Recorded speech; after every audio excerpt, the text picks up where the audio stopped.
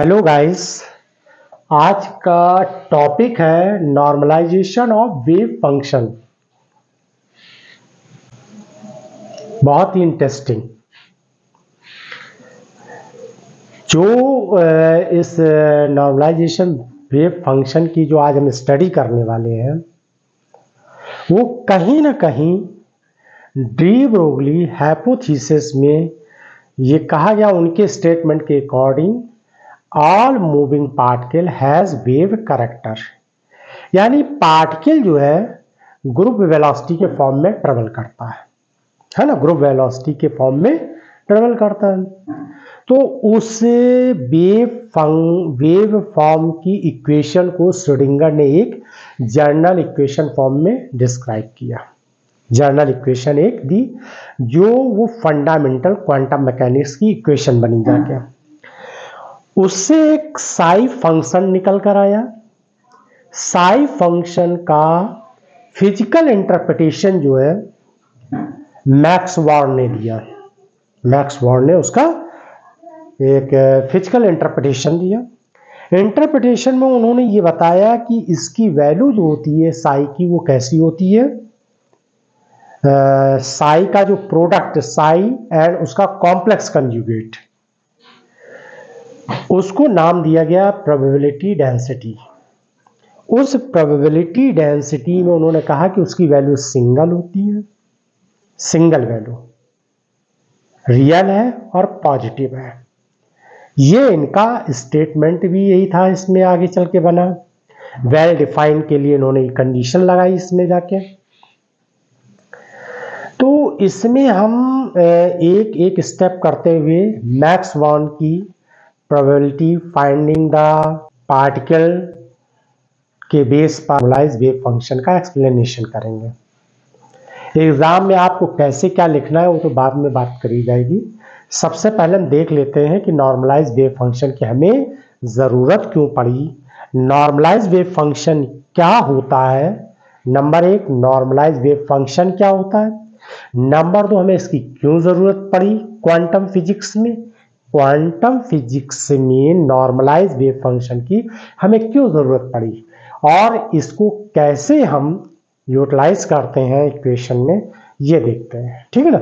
सबसे पहले हम इसमें एक जर्नल मैथमेटिक्स एप्लीकेशन लगाएंगे, उसका फिर हम श्रोडिंगर इक्वेशन से कनेक्ट करेंगे और कनेक्ट करने के बाद फिर आगे इसके रिजल्ट के बारे में बात करेंगे।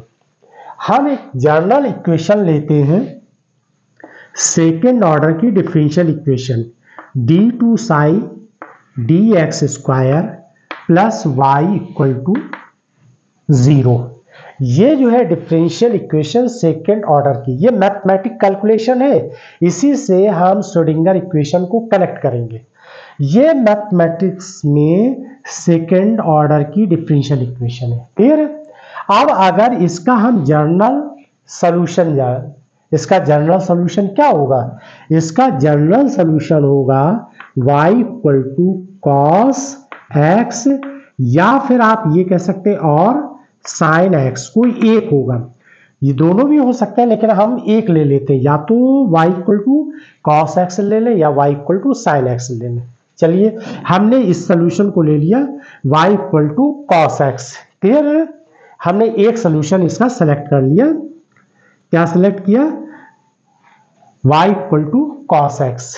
अब इसका डिफ्रेंशिएट करिए विद रिस्पेक्ट टू x, तो dy dx क्या निकल कर आएगा, कॉस का इंटीग्रेशन डिफ्रेंशिएशन करेंगे तो क्या आएगा, साइन x हो जाएगा। एक बार और डिफ्रेंशिएट कर दीजिए तो ये हो जाएगा d2y by dx2 equal to minus cos x. और कॉस एक्स की वैल्यू क्या है, यहाँ पर y है, y पुट कर दीजिए माइनस y, तो ये आ जाएगा d2y upon dx2 dx square है ना। तो ये निकल कर इक्वेशन आ गई d2y upon dx square equal to plus y equal to 0। ये इक्वेशन देखिए, ये इक्वेशन निकल कर आई कि नहीं आई। जब हमने y इक्वल टू एक्स लिया और उसका हम डबल डिफरेंशिएट किया, यानी सेकंड ऑर्डर का डिफरेंशियल निकाला, तो वही इक्वेशन आ गई। यानी इसका मतलब है इस इक्वेशन का ये सॉल्यूशन है। इस इक्वेशन का जनरल सॉल्यूशन ये है। ठीक है ना। अब हम एक और काम कर लेते हैं, ये सॉल्यूशन था, अब हम इसकी जगह पर एक नया फंक्शन ले लेते हैं। क्या नया फंक्शन ले लें कि इसमें हम एक कांस्टेंट का मल्टीप्लाई कर दें। मान लो हमने एक कांस्टेंट ले लिया, अब यहाँ पर c1 cos x ले लिया। अब जरा इसका डिफरेंशिएट करिए, डबल डिफरेंशिएट जैसे इसका किया था 2 बार, वैसे फिर करिए तो क्या आएगा d2y dx स्क्वायर। तो ये 2 बार करेंगे, देखो cos का करेंगे तो माइनस साइन x आएगा, और साइन का करेंगे तो क्या आ जाएगा cos x आ जाएगा। एक बार डिफरेंशिएट किया तो क्या आएगा साइन x आएगा, माइनस c1 साइन x आएगा, और माइनस c1 साइन x का डिफरेंशिएट करेंगे तो क्या आएगा cos आ जाएगा। यह आया, और ये हमने किसके बराबर माना था y के, यानी ये आ गया माइनस y। ठीक है ना। तो d2y upon dx square plus y equal to 0, यानी इसका भी वही सोल्यूशन निकल कर आया। इसी तरीके से अगर हम y इक्वल टू क्या ले लें c2 cos x ले लें, या y इक्वल टू हम c3 cos x ले लें, या y इक्वल टू हम c4 cos x यूज करें, इन सब का करें और इन सब का सोल्यूशन क्या निकल कर आएगा, यही इन सब का सोल्यूशन, मतलब इनका सबका अगर हम निकालो तो ये इसकी सेटिस्फाई हो जाती है। यानी इसका मतलब है इसका सोल्यूशन ये सब हो सकते हैं। कौन हो सकता है, cos x भी है सोल्यूशन, c1 cos x भी सोल्यूशन है, c2 cos x भी सोल्यूशन है, c3 x भी सोल्यूशन है, c4 cos x, ये सभी के सभी इसके सोल्यूशन है। इसके ये सभी सोल्यूशन है। कौन कौन सा, y equal to cos x, y equal to c1 cos x, y equal to यहाँ c2 cos x है, y इक्वल टू c3 को, ये सब के सब सोल्यूशन क्या है इस इक्वेशन के, यानी कि ये सब के सब इसको सेटिस्फाई कर रहे हैं। ये तो था मैथमेटिक कैलकुलेशन। अब हम जरा श्रोडिंगर इक्वेशन ले लेते हैं। वो श्रोडिंगर इक्वेशन होगी h line square by 2m d2 Sai, यहाँ पर 1 डायमेंशन के लिए हम यूज कर रहे हैं, और वो क्या है 1 dimension, x direction, x along direction के लिए हम बात कर रहे हैं, प्लस e माइनस v, और ये हो जाएगा psi x equal to 0। Clear है ना। ये हमने श्रोडिंगर की टाइम इंडिपेंडेंट इक्वेशन लिख ली यहाँ पर। आप जरा ये देखिए, ये जो आप देख रहे हैं ये भी सेकंड ऑर्डर की इक्वेशन है कि नहीं है, और ये भी सेकंड ऑर्डर की इक्वेशन है। देखिए y की जगह साई x काम कर रहा है, यहाँ पर देखिए y की जगह साई x है, यहाँ d2 है, यहाँ भी d2 है, यहाँ एक्स स्क्वायर, यहाँ भी एक्स स्क्वायर है। ये तो कांस्टेंट पैरामीटर, इनसे हमें कोई मतलब नहीं है, हम बात कर रहे हैं इन दोनों की लेके। तो सिमिलर ये इक्वेशन मैथमेटिक्स जो हमने डिफरेंशियल इक्वेशन सेकंड ऑर्डर के लिए, वो हमारी श्रोडिंगर इक्वेशन से मैच कर गई। ठीक, तो इसका मतलब यह है कि इस इक्वेशन का सॉल्यूशन, यानी इक्वेशन फर्स्ट का जो सॉल्यूशन हम लेंगे वो क्या हो जाएगा, साई एक्स होगा। जैसे यहाँ पर क्या था, y equal to cos x है, इसी तरीके से यहाँ पर हम साई ले लेते हैं। ठीक है ना, ये इसका सॉल्यूशन है। जो भी कोई वैल्यू आएगी वो तो हम बाद में देखेंगे। मान लीजिए इस इक्वेशन का सॉल्यूशन क्या है, साई एक्स है। क्लियर है ना। अब अगर हम यहाँ पर c1 साई एक्स लिख दें, c2 साई एक्स लिख दें, c3 साई एक्स लिख दें, या c4 साई एक्स लिख दें, तो ये सारे के सारे सॉल्यूशन इस इक्वेशन को क्या करेंगे, सेटिस्फाई करेंगे। तो यानी इसका मतलब ये हुआ कि इस इक्वेशन के इनफाइनाइट सॉल्यूशन होंगे, इनफाइनाइट सॉल्यूशन होंगे। क्लियर है ना। श्रोडिंगर इक्वेशन का जो ये सॉल्यूशन निकल कर आया, वो ये सब के सब इस इक्वेशन को सेटिस्फाई करेंगे, जैसे मैथमेटिक्स में ये इसको सेटिस्फाई किए थे। तो फिर हम पार्टिकल और उस फंक्शन के क्वांटम पार्टिकल के एक्चुअल बिहेवियर को डिस्क्राइब नहीं कर पाएंगे अगर सभी के सभी ये सेटिस्फाई करने लगे। क्लियर है ना। तो अब इस केस में सॉल्व करने के लिए हम क्या करते हैं, ये देखिए, ये सॉल्यूशन जितने भी हमें दिए गए हैं, जितने भी ये दिए गए हैं, उसके अकॉर्डिंग जरा हम थोड़ा सा अब आगे बढ़ते हैं मैक्स बॉर्न की थ्योरी पे। मैक्स बॉर्न के फिजिकल इंटरप्रिटेशन में वेल डिफाइंड की कंडीशन में वेव फंक्शन के लिए, वेव फंक्शन वेल डिफाइंड वो होगा जिसकी सिंगल वैल्यू हो। यहां तो हमारे पास इनफाइनाइट आ गई एक चीज, क्लियर है ना, ये इनफाइनाइट निकल कर आ रहे हैं, और जबकि मैक्स बॉर्न के फिजिकल इंटरप्रिटेशन के अकॉर्डिंग सिंगल वैल्यू होनी चाहिए, रियल होनी चाहिए और पॉजिटिव होनी चाहिए, क्लियर है ना, रियल होनी चाहिए, सिंगल वैल्यू होनी चाहिए और पॉजिटिव होनी चाहिए। तो अब इसके लिए हमने प्रोबेबिलिटी डेंसिटी निकाल ली वहां पर, तो उससे हमको क्या वैल्यू मिल गई वहां पर, सिंगल वैल्यू भी मिली, पॉजिटिव भी मिली और कैसी मिली, रियल, जबकि ये रियल नहीं है, ये केवल रियल नहीं है, ये ध्यान रखिएगा, ये एक इमेजिनरी फंक्शन है, ठीक है ना, ये कैसा है, इमेजिनरी फंक्शन है। और जब हमने इसका कॉम्प्लेक्स कंजुगेट ले लिया, उसका प्रोडक्ट निकाला, तो हमारे पास सिंगल वैल्यू भी मिली, पॉजिटिव भी मिली और रियल वैल्यू मिली, ठीक है ना। तो आप देखिए यहां से मैक्स बॉर्न की इक्वेशन की तरफ बढ़ते हैं और किस तरीके से इसको डिस्क्राइब किया जाता है, ठीक है ना। तो ये हमने मैथमेटिक कैलकुलेशन है, ये भी एक मैथमेटिक कैलकुलेशन है, लेकिन कौन सा फंक्शन, ये इतने में से कौन सा फंक्शन इस इक्वेशन को सेटिस्फाई करेगा, अब उसकी हम स्टडी करते हैं। तो उसके लिए हमें एक नॉर्मलाइज करना पड़ता है, ये जनरली वेव नॉर्मलाइज नहीं होती है, क्या हम बोल रहे, ये वेव जनरली जो मिली है वे नॉर्मलाइज नहीं है, इसमें से कोई एक जो मिलेगी उसको सेटिस्फाई करेगी, फिर उसको हम नॉर्मलाइज करेंगे, क्लियर है, एक कांस्टेंट का मल्टीप्लाई करके या डिवाइड करके वेव को नॉर्मलाइज करते हैं, ठीक है। तो देखिए ये मैथमेटिक कैलकुलेशन था, इसको हमने आपसे आइडेंटिफाई करा दिया कि किस तरीके से ये रिजल्ट बनते। आप देखिए शुरू, normalisation of wave function, Max Born statistical interpretation of the wave function, the probability of the finding the particle in the volume d tau is proportional to psi psi star, यानी psi का ये conjugate है। अब ये देखिए wave function है, psi की नहीं है, इस यानी कि ये एक वेव फंक्शन है और इसका ये कॉम्प्लेक्स कंजुगेट है, क्लियर है।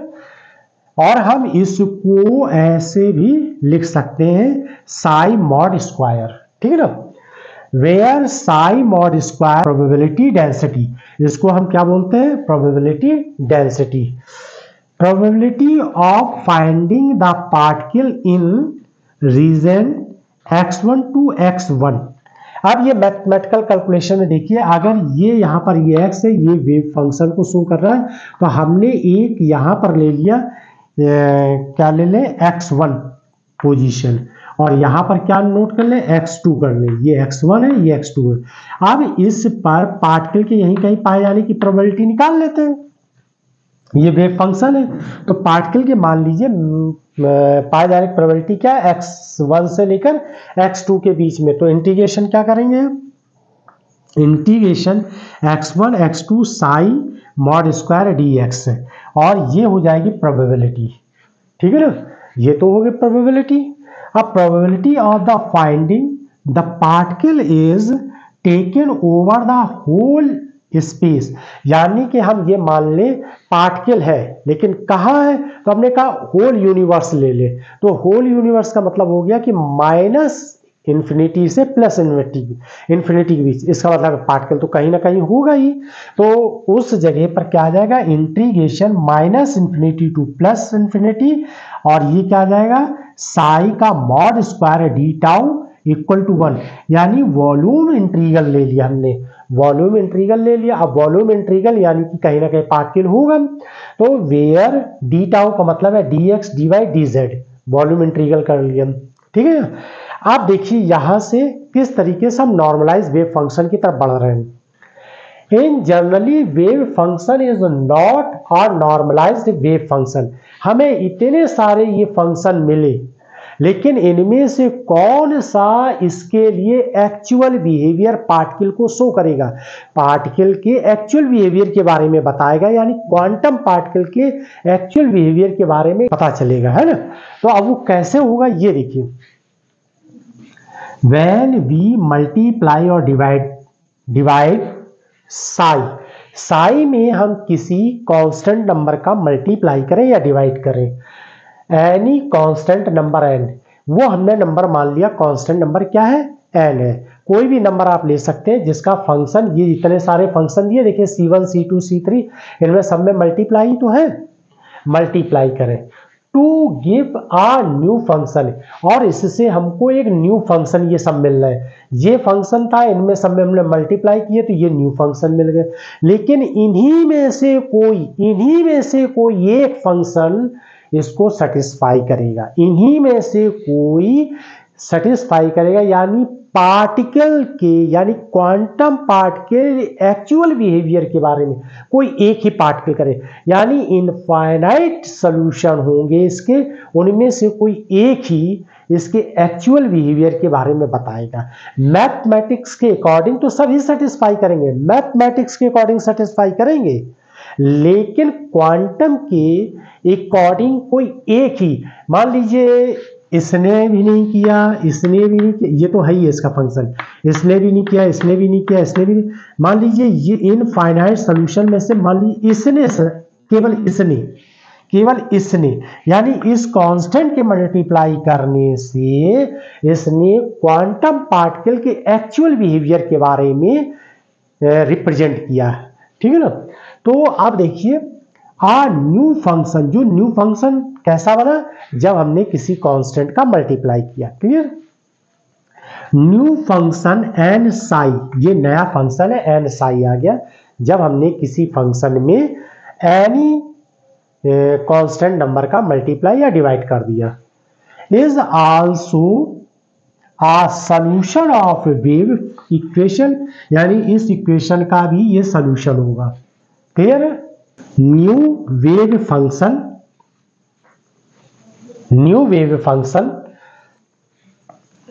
की वैल्यू यहां पुट कर दीजिए, ये देखिए लिखा है न्यू साई लिखा हुआ है, इस इक्वेशन में पुट कर दीजिए, साई मॉड स्क्वायर लिखा है ना, हम इस साई मॉड स्क्वायर को ऐसे भी तो लिख सकते हैं, मैंने बताया था, ये देखिए ये ऐसे लिखा हुआ, तो हमने इसको पहले ऐसे कर लीजिए, integration psi star d tau equal to 1, psi की वैल्यू यहाँ क्या लिखेंगे, एन साई, और इसका कॉम्प्लेक्स कंजुगेट की जगह क्या हो जाएगा, एन साई स्टार हो जाएगा, साई की जगह एन साई लिख दिया और इसकी जगह एन साई स्टार कर दिया, ठीक है। डी टाउ इक्वल टू 1, ये 1 आ गया, ठीक है, ये क्या आ गया, 1 आ गया, एन और एन स्क्वायर हो जाएगा, और ये psi mod square d tau equal to 1 कर दीजिए। N is known as normalizing constant, N is independent of space coordinate, clear. अब स्पेस कोऑर्डिनेट का मतलब ये है कि यहां पर अगर हम आर यूज कर लेते तो एक्स वाई जेड से इंडिपेंडेंट है, क्लियर है ना। तो आई होप कि आप लोगों को समझ में आया होगा। देखिए अब पेपर में आपको कितना लिखना है और कैसे डिस्क्राइब करना है, यहां से लेकर ये हेडिंग्स है तो यहां तक आपको लिख के बताना होगा। पेपर में आपको यही लिखना है। ये जो मैंने बताया है ये मैथमेटिक कैलकुलेशन है, ये क्या है, मैथमेटिक कैलकुलेशन है, जो कि ये इसके आइडेंटिकल है, ये इक्वेशन श्रोडिंगर की इक्वेशन के आइडेंटिकल है। जिस तरीके से ये सारे के सारे सॉल्यूशन इसको सेटिस्फाई कर रहे हैं, उसी तरीके से ये सारे के सारे इसको सेटिस्फाई करते हैं। लेकिन ऐसा कौन सा वेव फंक्शन है जिसका हम इसमें किसी कांस्टेंट का मल्टीप्लाई करें जो इसके क्वांटम पार्टिकल के एक्चुअल बिहेवियर को रिप्रेजेंट करे। तो उसके लिए अब आप इस पूरी इक्वेशन को सॉल्व करते हैं। नॉर्मलाइज वेव फंक्शन का एक एग्जांपल लेते हैं। क्या एग्जांपल, मान लीजिए कि ये एक बॉक्स है, 1 डायमेंशन बॉक्स है, ठीक है ना। 1 डायमेंशन बॉक्स का एक हमने वीडियो भी बना के डाला है, उसमें देखिए यहाँ पर क्या दिया हुआ है कि ये x इक्वल टू 0 है और ये x इक्वल टू एल है, यानी कि वन डायमेंशन में इसकी लेंथ कितनी है, एल दी है। इसके आउटसाइड, बॉक्स के आउटसाइड यहाँ पर इनफाइनाइट पोटेंशियल है और इसके इधर भी इनफाइनाइट पोटेंशियल है, क्लियर है। और यहाँ पर पोटेंशियल कैसा है, 0 है। इसके लिए श्रोडिंगर इक्वेशन से इस बॉक्स में पार्टिकल के लिए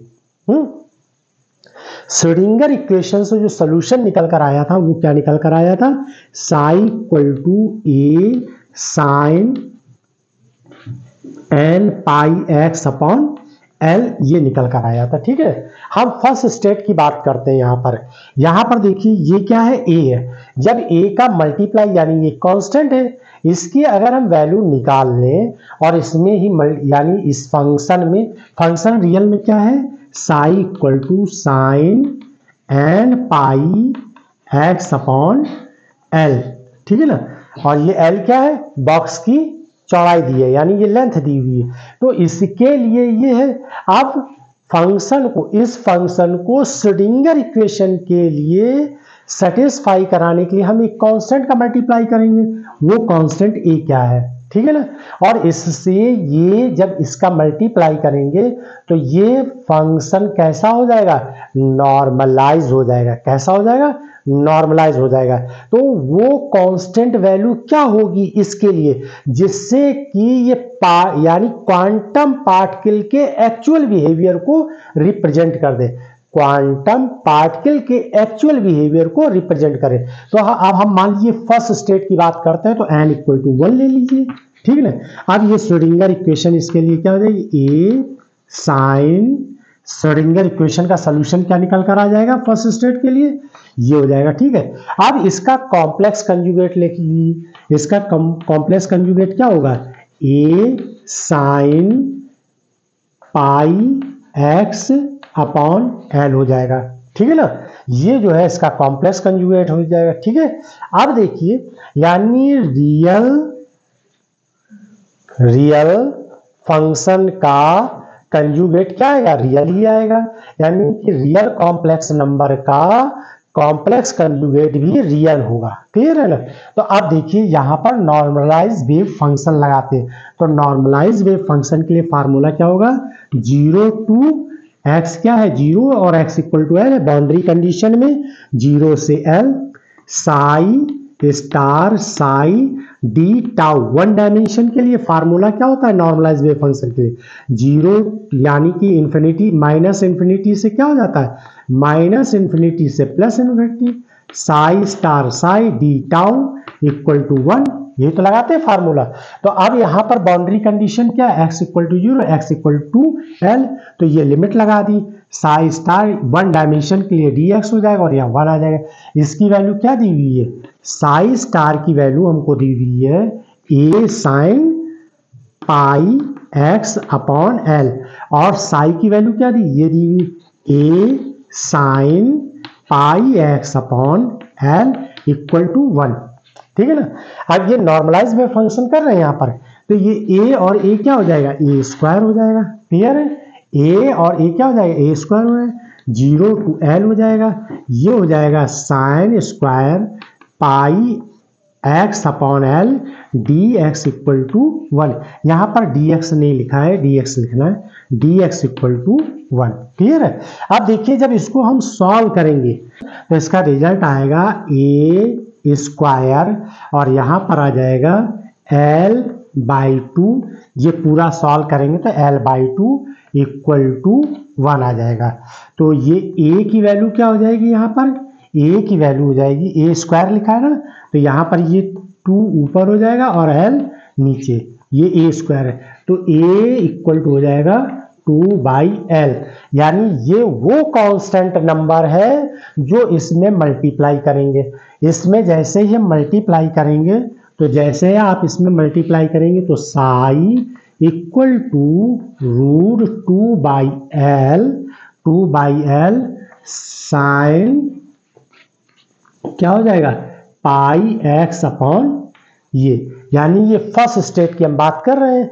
तो इस कंडीशन में यानी ये वाला हमने जो कांस्टेंट का मल्टीप्लाई किया तो ये क्या करेगा, श्रोडिंगर इक्वेशन जो कि इस बॉक्स के लिए निकाली गई है, तो ये इक्वेशन जो है, फंक्शन जो है पार्टिकल के एक्चुअल बिहेवियर को रिप्रेजेंट करे, यानी क्वांटम पार्टिकल के एक्चुअल बिहेवियर को रिप्रेजेंट करेगा। तो यहां पर नॉर्मलाइज वेव फंक्शन क्या हो जाएगा, ये आ जाएगा, और ये नॉर्मलाइज कांस्टेंट हो जाएगा। ये क्या हो जाएगा, नॉर्मलाइज कांस्टेंट हो जाएगा, जिसकी वैल्यू होगी √2/L। क्लियर है।